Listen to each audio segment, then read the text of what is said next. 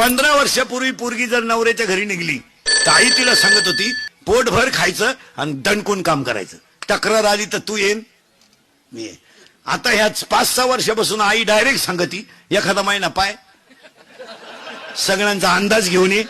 नाही तर पाहुणा इकडे घेऊन ये खाल्ल्या वावरात कांदे वाटणं करीन पण तो शान भरायचं नाही. इतक्यात घरी कीर्तनात बसलेली तुझ्या पोरीचा तुझा फक्त 4 दिवस फोन नाही फक्त बॉटवर कर आजचं पाकिट देतो मी तुला कर बोट तुला काम नाही का काय दुसरं तिकडे मर ना कांद्याचं रॉप चिंबट ना दुसऱ्याची घर का आलं बिगडी ती उठपळ पुरीला फोन उठपळ पुरीला बरं विचारी ती काय जीवली का काय घालून गेलं बोंबील भाजली खाती आवळ्याचा बाजार नाही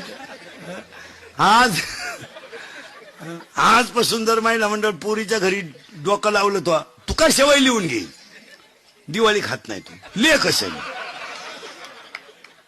हा विनोद नाही महाराज तुम्ही सगळं बदलू शकता प्रारब्ध बदलाल का मला सांगा